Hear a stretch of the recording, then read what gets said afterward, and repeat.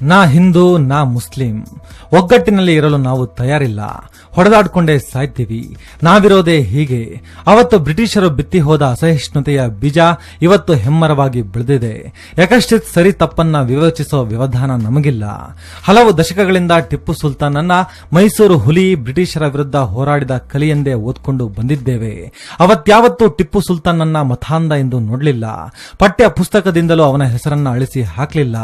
ಆದರೆ ಯಾವತ್ತು ಕಾಂಗ್ರೆಸ್ ಸರ್ಕಾರ ಟಿಪ್ಪು ಜಯಂತಿ ಆಚರಿಸಲು ಮುಂದಾಯಿತೋ, ಟಿಪ್ಪು ಮತಾಂಧ, ದೇವಸ್ಥಾನವನ್ನ ಮಸೀದಿ ಮಾಡ್ದ, ಮತಾಂತರ ನಡೆಸಿದ, ಕೊಡವರನ್ನ ಕೊಂದ ಎಂದೆಲ್ಲ ಬಡಬಡಿಸುತ್ತಿದ್ದೇವೆ.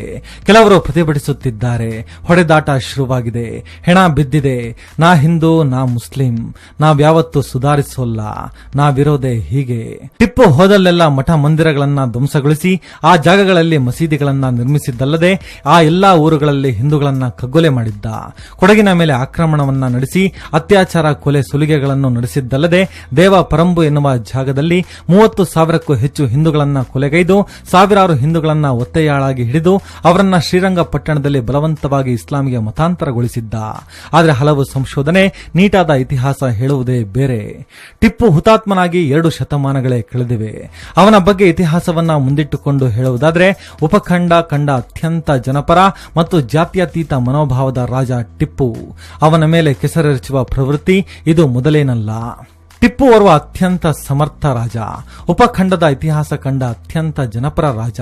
ಟಿಪ್ಪು ಶೂರ, ವೀರನೆನ್ನುವುದನ್ನ ಟಿಪ್ಪು ವಿರೋಧಿಗಳು ಮತ್ಸರದಿಂದ, ಒಲ್ಲದ ಮನಸ್ಸಿನಿಂದ ಅನಿವಾರ್ಯವಾಗಿ ಒಪ್ಪಿಕೊಳ್ಳುತ್ತಾರಾದರೂ ಟಿಪ್ಪು ಅತ್ಯಂತ ಜಾತ್ಯತೀತ ಮನೋಭಾವದ ರಾಜ ಎಂಬ ಸತ್ಯ ತಿಳಿದು ಟಿಪ್ಪುವಿನ ಮೇಲೆ ಮತಾಂಧತೆಯ ಆರೋಪ ಹೊರಿಸುತ್ತಿದ್ದಾರೆ.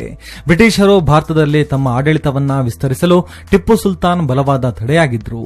ಟಿಪ್ಪುವಿನಂತ ಸಮರ್ಥ ರಾಜನನ್ನ ಕೊಲ್ಲುವುದು ಅಥವಾ ಸೋಲಿಸುವುದು ಅಷ್ಟು ಸುಲಭದ ಕೆಲಸವಾಗಿರಲಿಲ್ಲ. ಹಾಗಾಗಿ ಟಿಪ್ಪು ಜೀವಂತವಾಗಿರುವಾಗ ಟಿಪ್ಪುವಿನ ಬಗ್ಗೆ ಜನರಲ್ಲಿ ಕೆಟ್ಟ ಭಾವನೆಗಳುಂಟಾಗುವಂತಹ ಎಲ್ಲಾ ವಿಧದ ಅಪಪ್ರಚಾರವನ್ನ ಬ್ರಿಟಿಷರು ವ್ಯವಸ್ಥಿತವಾಗಿ ನಡೆಸಿದ್ರು. ಟಿಪ್ಪುವಿನ ಕಾಲ ನಂತರವೂ ಅವರು ಟಿಪ್ಪುವನ್ನ ಕೆಟ್ಟದಾಗಿ ಚಿತ್ರಿಸುತ್ತಲೇ ಇದ್ದರು. ಮುಖ್ಯವಾಗಿ ಅವರು ಟಿಪ್ಪುವನ್ನ ಮತಾಂಧನೆಂದು, ಹಿಂದೂ ವಿರೋಧಿ ಎಂದು, ಹಿಂದೂಗಳನ್ನ ಬಲವಂತದಿಂದ ಇಸ್ಲಾಂಗೆ ಮತಾಂತರಿಸಿದನೆಂದು, ಟಿಪ್ಪು ಪರಧರ್ಮದ ಬಗ್ಗೆ ಅಸಹಿಷ್ಣುವಾಗಿದ್ದಾನೆಂದು ದಾಖಲಿಸಿದ್ದರು. ಭಾರತದ ಸ್ವಾತಂತ್ರ್ಯ ಹೋರಾಟವು ದಿನೇ ದಿನೇ ಬಲಿಷ್ಠಗೊಳ್ಳುವುದನ್ನು ಕಂಡು ಕಂಗಲಾಗಿದ್ದ ಬ್ರಿಟಿಷರು ಇಲ್ಲಿ ಬಹಳ ಅನ್ಯೋನ್ಯವಾಗಿದ್ದ ಹಿಂದೂ ಮುಸ್ಲಿಮರ ಮಧ್ಯೆ ಕಂದಕವನ್ನ ನಿರ್ಮಿಸಿದ್ದರು. ಮುಸ್ಲಿಂ ರಾಜರುಗಳನ್ನ ಧರ್ಮದ ಮೂಲಕವೇ ಕೆಟ್ಟವರಂತೆ ಚಿತ್ರಿಸುತ್ತಾ ಹೋದರು. ಈ ದೇಶದ ಸ್ವಾತಂತ್ರ್ಯ ಸಂಗ್ರಾಮದ ಚರಿತ್ರೆಯನ್ನ ಸ್ವಲ್ಪವಾದರೂ ಬಲ್ಲವರಿಗೆ ಬ್ರಿಟಿಷರ ಒಡೆದು ಆಳುವ ನೀತಿಯ ಬಗ್ಗೆ ಗೊತ್ತಿರದೇ ಇರಲಾರದು. ಬ್ರಿಟಿಷರಿಗೆ ಭಾರತದಲ್ಲಿ ತಮ್ಮ ವಸಾಹತನ್ನ ಮುಂದುವರಿಸಲು, ತಮ್ಮ ಆಳ್ವಿಕೆಯನ್ನ ಸಮರ್ಥಿಸಲು ಟಿಪ್ಪುವಿನ ವ್ಯಕ್ತಿತ್ವವನ್ನ ತಿರುಚುವುದು ಅನಿವಾರ್ಯವಾಗಿತ್ತು. ಟಿಪ್ಪು ಸುಲ್ತಾನ್ ತನ್ನ ಬದುಕಿನುದ್ದಕ್ಕೂ ರಾಜಧರ್ಮವನ್ನ ಪಾಲಿಸಿದ್ದ. ಮರಾಠರು ಸೇರಿದಂತೆ ಅನ್ಯರಿಂದ ಕನ್ನಡದ ಹಿಂದೂಗಳಿಗೆ ತೊಂದರೆಯಾದಾಗ ಅವರ ರಕ್ಷಣೆಗೆ ಧಾವಿಸಿದ್ದ. ತನ್ನ ಆಳ್ವಿಕೆಯಲ್ಲಿ ರೈತರಿಗೆ, ದಲಿತರಿಗೆ ನೆರವಾಗಿದ್ದ. ಟಿಪ್ಪು ಅಪ್ಪಟ ದೇಶಭಕ್ತ ಎನ್ನುವುದಕ್ಕೆ ಹಲವು ದಾಖಲೆಗಳು ಸಾಕ್ಷ್ಯ ಒದಗಿಸುತ್ತವೆ. ಹಾಗೆ ಟಿಪ್ಪುವಿನ ಕುರಿತಂತೆ ಹರಡಿರುವ ಮತಾಂತರದ ಹಿಂದಿರೋದು ಬ್ರಿಟಿಷರ ಹಕೀಕತ್ತು. ಅಸಹಿಷ್ಣುವಾದ ಎನ್ನುವುದನ್ನ ಬಿಡಿಸಿ ಹೇಳಬೇಕಿಲ್ಲ. ಅವತ್ತು ರಾಜಕೀಯ ವಿರೋಧಿಗಳನ್ನ ಟಿಪ್ಪು ಹಿಂಸಿಸಿರಬಹುದು. ಅದು ಅಂದಿನ ರಾಜಕೀಯ ಕಾಲಘಟ್ಟದಲ್ಲಿ ಅನಿವಾರ್ಯವಾಗಿತ್ತು. ಆದರೆ ಧರ್ಮದ ಹೆಸರಿನಲ್ಲಿ ಎಂದಿಗೂ ಟಿಪ್ಪು ಯಾರನ್ನೂ ಬೆದರಿಸಿರಲಿಲ್ಲ. ಜೊತೆಗೆ ಅವನು ಜಾತ್ಯತೀತನಾಗಿ ತನ್ನ ಕರ್ತವ್ಯವನ್ನ ಪಾಲಿಸಿದ ಎನ್ನುವುದಕ್ಕೆ ಹಲವು ಸಂಶೋಧನೆಗಳು, ಕೃತಿಗಳು ಸಾಕ್ಷ್ಯ ಒದಗಿಸುತ್ತವೆ. ಹೀಗಿರುವಾಗ ನವೆಂಬರ್ 10ರಂದು ಟಿಪ್ಪು ಸುಲ್ತಾನ್ ಜನ್ಮ ದಿನಾಚರಣೆಯನ್ನು ಆಚರಿಸುವುದರ ಬಗ್ಗೆ ಸರ್ಕಾರ ಘೋಷಣೆ ಮಾಡಿದ್ದೆ ಅದೆಲ್ಲಿದ್ರೋ ಅಜ್ಞಾನಿಗಳು, ಅನಾರೋಗ್ಯ ಮನಸ್ಥಿತಿಯವರು, ಒಂದು ವರ್ಗಕ್ಕೆ ಪರಿಪೂರ್ಣವಾಗಿ ಸೀಮಿತರಾದ ರಾಜಕಾರಣಿಗಳು ಟಿಪ್ಪು ಮತಾಂಧ, ಕೊಲೆಗಾರ ಅಂತ ಹುಯಿಲೆಬ್ಬಿಸತೊಡಗಿದ್ರು. ಟಿಪ್ಪು ಅಪ್ಪಟ ದೇಶಭಕ್ತ. ದೇಶಕ್ಕಾಗಿ ಅವನು ಪ್ರಾಣವನ್ನ ತೆತ್ತ ಸೈನಿಕ ಎಂದು ಅವರನ್ನು ಒಪ್ಪಿಕೊಳ್ಳುವವರು ಬಹಳಷ್ಟು ಮಂದಿ ಇದ್ದಾರೆ. ಯಾರ ಒಂದಿಷ್ಟು ಮಂದಿ ಟಿಪ್ಪು ಮತಾಂಧ, ದೇಶದ್ರೋಹಿ ಅಂದ ಕೂಡಲೇ ಅದು ನಿಜವಾಗಲ್ಲ. ಅರ್ಥವಾಗದ ಸಂಗತಿ ಏನಂದ್ರೆ, ಬ್ರಿಟಿಷರ ವಿರುದ್ಧ ಹೋರಾಡಿ ಮಡಿದ ಸಂಗೊಳ್ಳಿ ರಾಯಣ್ಣನನ್ನ ಒಪ್ಪಿಕೊಳ್ಳುವ ಕೆಲವರಿಗೆ ಟಿಪ್ಪು ಸುಲ್ತಾನ್ ಅನ್ಯ ಧರ್ಮದವನು ಎಂಬ ಕಾರಣಕ್ಕೆ ದೇಶದ್ರೋಹಿ ಎನಿಸಿಕೊಳ್ಳುತ್ತಾನೆ. ಇಲ್ಲದ ಇತಿಹಾಸಗಳು ಸೃಷ್ಟಿಯಾಗುತ್ತವೆ. ಮಾರಣಹೋಮದ ಕಥೆಗಳು, ಕವನಗಳು, ಕಾದಂಬರಿಗಳು ಜನಿಸುತ್ತವೆ. ಇಡೀ ಜಗತ್ತೇ ಮೆಚ್ಚಿದ ಸಾಹಸಿಯನ್ನ ನಮ್ಮ ದೇಶದ ಕೆಲ ಧಾರ್ಮಿಕ ಅಸಹಿಷ್ಣುಗಳು ಸಹಿಸುತ್ತಿಲ್ಲ. ಏನೇ ಹೇಳಿದ್ರೂ ಹುಲಿ ಇಲಿ ಆಗೋದಿಲ್ಲ. ಮೈಸೂರು ಹುಲಿಯ ಘನತೆ ಕುಗ್ಗೋದಿಲ್ಲ. ಭಾರತದ ಸ್ವಾತಂತ್ರ್ಯ ಹೋರಾಟವು ದಿನೇ ದಿನೇ ಬಲಿಷ್ಠಗೊಳ್ಳುವುದನ್ನು ಕಂಡು ಕಂಗಲಾಗಿದ್ದ ಬ್ರಿಟಿಷರು ಇಲ್ಲಿ ಬಹಳ ಅನ್ಯೋನ್ಯವಾಗಿದ್ದ ಹಿಂದೂ ಮುಸ್ಲಿಮರ ಮಧ್ಯೆ ಕಂದಕವನ್ನ ನಿರ್ಮಿಸಿ ಅವರನ್ನ ಮತೀಯ ಆಧಾರದ ಮೇಲೆ ಒಡೆಯುವ ಹುನ್ನಾರ ಮಾಡಿದ್ರು. ಹಾಗಾಗಿ ಮುಸ್ಲಿಂ ರಾಜರ ಬಗ್ಗೆ ಅತಿ ಕೆಟ್ಟದಾಗಿ ಚಿತ್ರಿಸುತ್ತಾ ಹೋದರು.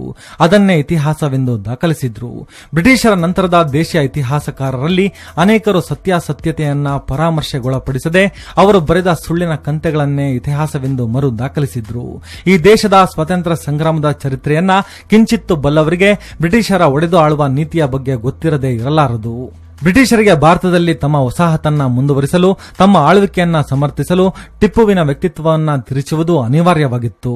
ವಿಲಿಕ್ಸ್ನಂತೆಯೇ ಬೀಟ್ಸನ್, ಬೌರಿಂಗ್, ಕಿಕ್ ಪ್ಯಾಟ್ರಿಕ್ ಮುಂತಾದ ಬ್ರಿಟಿಷ್ ಇತಿಹಾಸಕಾರರು ಅವರ ಸಾಮ್ರಾಜ್ಯಶಾಹಿತ್ವದ ರಕ್ಷಣೆಗಾಗಿ ಇದನ್ನೆಲ್ಲ ಮಾಡಿದ್ದರು. ಬೇಸರದ ಸಂಗತಿ ಏನೆಂದರೆ ಯಾರದೇ ಪ್ರಲೋಭನೆಗೆ ಒಳಗಾಗದೆ ಇತಿಹಾಸಕ್ಕೆ ಮಾತ್ರ ನಿಷ್ಠರಾಗಿರುವ ಇತಿಹಾಸಕಾರರು ದಾಖಲಿಸಿದ್ದ ಐತಿಹಾಸಿಕ ಸತ್ಯಗಳನ್ನ ಗಣನೆಗೆ ತೆಗೆದುಕೊಳ್ಳದೆ ಕೇವಲ ಟಿಪ್ಪುವಿನ ಕಡು ವೈರಿಗಳಾದ ಬ್ರಿಟಿಷರು ದಾಖಲಿಸಿದ್ದ ಸುಳ್ಳು ಇತಿಹಾಸವನ್ನು ಆಧರಿಸಿ ಟಿಪ್ಪುವಿನ ಮೇಲೆ ಇಲ್ಲಿನ ಫ್ಯಾಸಿಸ್ಟ್ ಲೇಖಕರು, ಪೀತ ಇತಿಹಾಸಕಾರರು ಮತಾಂಧತೆಯ ಆರೋಪ ಹೊರಿಸಿದ್ದಾರೆ. ನಮ್ಮ ದೇಶದ ಇತಿಹಾಸಕಾರರು, ಲೇಖಕರು ಮತ್ತಿತರ ಸಾರ್ವಜನಿಕ ವ್ಯಕ್ತಿಗಳಿಗೆ ಈ ದೇಶದ ರಾಷ್ಟ್ರಪಿತ ಮಹಾತ್ಮ ಗಾಂಧಿಯವರ ಅಭಿಪ್ರಾಯಕ್ಕಿಂತ ಬ್ರಿಟಿಷರು ತಮ್ಮ ಸಾಮ್ರಾಜ್ಯಶಾಹಿಯಾಗಿ ರಕ್ಷಣೆಗಾಗಿ ಸೃಷ್ಟಿಸಿದ್ದ ಇತಿಹಾಸಕಾರರ ಸುಳ್ಳು ದಾಖಲೆಗಳೇ ಹೆಚ್ಚು ಮಹತ್ವವೆನಿಸಿದೆ. ಟಿಪ್ಪು ಸುಲ್ತಾನ್ಗೆ ಸಂಬಂಧಿಸಿದಂತೆ ಕೆಲವು ಭಾರತೀಯ ಫ್ಯಾಸಿಸ್ಟ್ ಲೇಖಕರು, ಇತಿಹಾಸಕಾರರು ಬರೆದಂತಹ ಕಪೋಲ ಕಲ್ಪಿತ ಸುಳ್ಳುಗಳು ಬಹಳಷ್ಟಿವೆ. ಟಿಪ್ಪು ಸುಲ್ತಾನ್ ತನ್ನ ಬದುಕಿನುದ್ದಕ್ಕೂ ಹೇಗೆ ರಾಜಧರ್ಮವನ್ನ ಪಾಲಿಸಿದ್ದ ಎನ್ನುವ ಸತ್ಯವನ್ನ ಕೆಲವು ಕೃತಿಗಳು ಅನಾವರಣಗೊಳಿಸುತ್ತವೆ. ಟಿಪ್ಪು ಸುಲ್ತಾನ್ ಪೇಶ್ವರು, ಮರಾಠರು ಸೇರಿದಂತೆ ಅನ್ಯರಿಂದ ಕನ್ನಡದ ಹಿಂದೂಗಳಿಗೆ ತೊಂದರೆಯಾದಾಗ ಅವರ ರಕ್ಷಣೆಗೆ ಧಾವಿಸಿದ್ದ. ತನ್ನ ಆಳ್ವಿಕೆಯಲ್ಲಿ ರೈತರಿಗೆ, ದಲಿತರಿಗೆ ನೆರವಾಗಿದ್ದ. ಆದರೆ ಇದೇ ದೇಶದ ಕೆಲವರು ಟಿಪ್ಪುವಿನ ಮೇಲೆ ಮತಾಂತರದ ಆರೋಪ, ದೇಶದ್ರೋಹಿಯ ಪಟ್ಟ ಕಟ್ಟಿದ ಬ್ರಿಟಿಷರನ್ನೇ ನಂಬುತ್ತಿದ್ದಾರೆ. ಇವರೆಲ್ಲ ಸ್ವಾತಂತ್ರ್ಯ ತಂದುಕೊಟ್ಟ ಗಾಂಧೀಜಿಯನ್ನೇ ಅನುಮಾನಿಸುವ ಪಂಗಡಕ್ಕೆ ಸೇರಿದವರು. ನಿಜಕ್ಕೂ ಹಿಂದೂಗಳ ಜೊತೆ ಟಿಪ್ಪು ಸುಲ್ತಾನ್ ಸಂಬಂಧ ಸಂಪೂರ್ಣ ಸೌಹಾರ್ದಮಯವಾಗಿತ್ತು. ಮೈಸೂರು ಸಂಸ್ಥಾನದ ಪ್ರಾಚ್ಯ ವಸ್ತು ವಿಭಾಗದಲ್ಲಿ ಟಿಪ್ಪು ಸುಲ್ತಾನ್ ಶೃಂಗೇರಿ ಮಠದ ಶಂಕರಾಚಾರ್ಯರಿಗೆ ಕನ್ನಡದಲ್ಲಿ ಬರೆದ ಸುಮಾರು 30 ಪತ್ರಗಳಿವೆ. ಹಿಂದೂ ದೇವಾಲಯಗಳಿಗೆ ಟಿಪ್ಪು ಸುಲ್ತಾನ್ ಧಾರಾಳ ಜಮೀನುಗಳನ್ನು ದಾನ ಮಾಡಿದ್ದಾನೆ. ಟಿಪ್ಪುವಿನ ಅರಮನೆಯ ಮುಂಭಾಗದಲ್ಲಿರುವ ವೆಂಕಟರಮಣ, ಶ್ರೀನಿವಾಸ, ಶ್ರೀರಂಗನಾಥ ಇತ್ಯಾದಿ ಕ್ಷೇತ್ರಗಳು ಆತನ ಮತ ಸಹಿಷ್ಣುತೆಯ ಅಳಿಸಲಾಗದಂತಹ ಸ್ಮಾರಕಗಳಾಗಿವೆ. ಹಿಂದೂಗಳಾಗಿರಲಿ, ಮುಸ್ಲಿಮರಾಗಿರಲಿ, ಕ್ರೈಸ್ತರಾಗಿರಲಿ ಅವರ ಭಾವನೆಗಳನ್ನ ತಾನು ಗೌರವಿಸಬೇಕು, ಅವರ ಹಿತಗಳನ್ನ ಕಾಪಾಡಬೇಕು ಎಂಬ ಚಿಂತನೆ ಟಿಪ್ಪುವಿಗಿತ್ತು. ಆತ ಎಲ್ಲರ ಬಗ್ಗೆಯೂ ಉದಾರಿಯಾಗಿದ್ದ. ಒಟ್ಟಿನಲ್ಲಿ ಟಿಪ್ಪು ತಿರುಚಲ್ಪಟ್ಟ ಚರಿತ್ರೆಯ ಬಲಿಪಶುವಷ್ಟೇ. ಅರ್ಥ ಮಾಡಿಕೊಳ್ಳಬೇಕಾದ ಕೆಲವರು ಅಪಾರ್ಥ ಮಾಡಿಕೊಂಡು ಹಿಡನ್ ಅಜೆಂಡಾದಿಂದ ಅಸಹಿಷ್ಣುತೆಯನ್ನ ಹುಟ್ಟುಹಾಕುತ್ತಿದ್ದಾರೆ. ನಿಜಕ್ಕೂ ಟಿಪ್ಪು ಅಪ್ರತಿಮ ದೇಶಪ್ರೇಮಿ.